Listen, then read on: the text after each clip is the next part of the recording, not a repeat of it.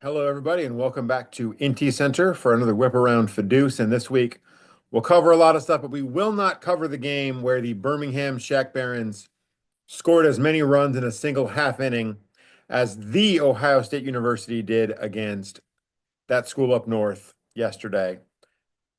Not going to cover that one. Lloyd, sorry, had to bring it up. Going to gloss over it though. You go back into mourning. Sorry that I had to mention it. But let's get our whip around started properly with a couple of extra inning thrillers. We posted this one in thread. First, a 3-run Archie Vaughn homer had Game of Throws up 4-1 heading into the bottom of the eighth. A Lou Gehrig solo shot pulled the bandwagoners a run closer, and a 2-run homer from Reggie Jackson tied it up in the ninth. A grasshopper Jim Whitney sac fly and a Yogi Berra RBI single on the top of the 11th put Game of Throws on top 6-4. Drama not done yet, though. Jackson comes back up. He hits a 2-out solo homer in the bottom of the 11th. That makes it 6-5. But Johnny Wright gets Nolan Arenado to ground out, and Game of Throws hangs on for that 6-5 win. Then a run each in the seventh had us tied at 3 between the performance enhancers and brand new ball players. We'd stay there until the 11th inning when, for some reason, John Stewart sent Mariano Rivera out for a third inning of work. John, you have other pitchers. You can use other pitchers. Rivera walked Adley Rashman on 4 pitches, gave up a 1-out triple to Ricky Henderson. Mookie Betts hit the sac fly to bring in Ricky. Brand new ball players win that one 5-3. A day after they got walloped 13-3 by the Shack Barons, it was Albuquerque's turn to open a can on Birmingham. A Babe Ruth 2-run homer sparked a 5-run first for Albuquerque. They would lead 8-2 in the second after a 2-run homer from Cal Ripken Jr. and a 2-run double from Albert Pujols would push their lead to 10-4 in the eighth. That's our final score in this one. In our second best pitching duel on the 15th, Toad Ramsey gives up 3 runs on 8 hits and takes the loss as Lefty Grove goes 8 innings, giving up 1 run on 3 hits, and Takashi Saito tosses a 1-2-3 ninth for the save. Lou Boudreau has a 2-run double to help power the Gales in that one. And that's our second best duel because Smokey Joe Wood gave up exactly 2 hits and exactly 1 run. Sithy didn't use the bullpen, and Wood still took the loss.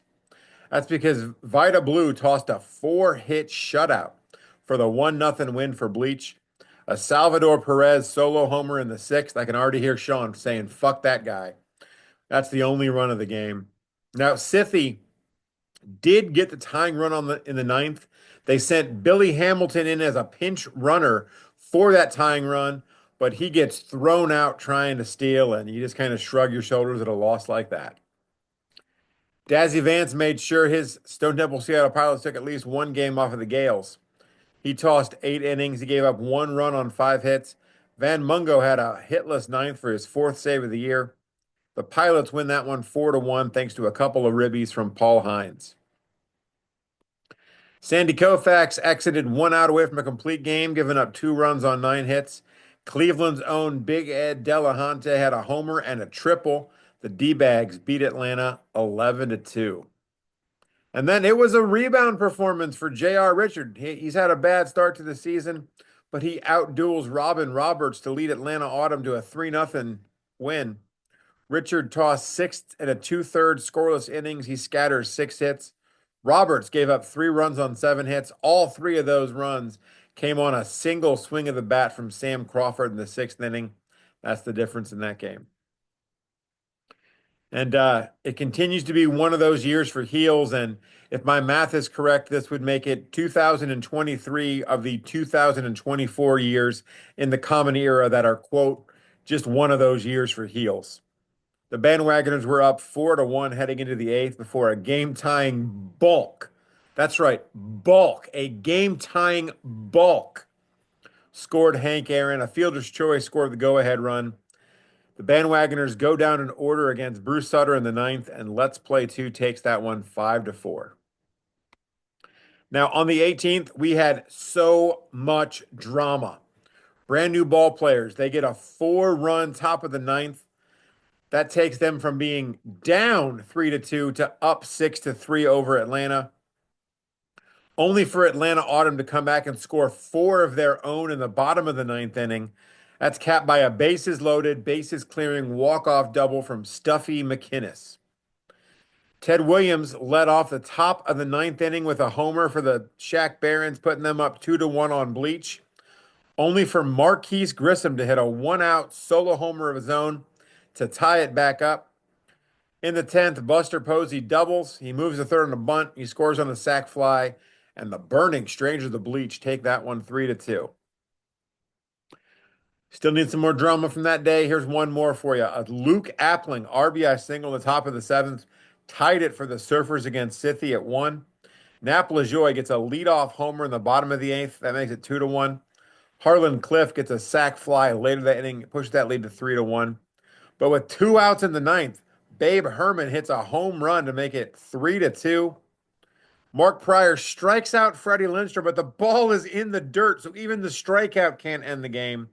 They do make the play at first. They retire Lindstrom. Scythia win it 3-2, and they finally snap that 6-game losing streak.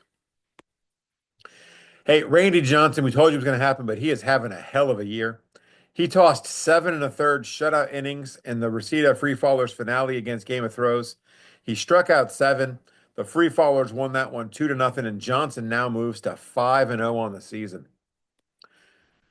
John McGraw had 4 hits, and Hilton Smith scattered 10 hits over 8 innings, allowing just 2 runs. The Barons beat Burning Strangers of the Bleach 4-2. And we'll end with some good news for Stone Temple Seattle Pilots. They finally scored. And that meant that they avoided a 3-game shutout sweep at home at the hands of the Demon Bags. The bad news, though, the Demon Bags scored more runs than them and swept them anyways. Yui from the boys had a 2-run double in the top of the eighth. That flips a 3-2 deficit to a 4-3 lead.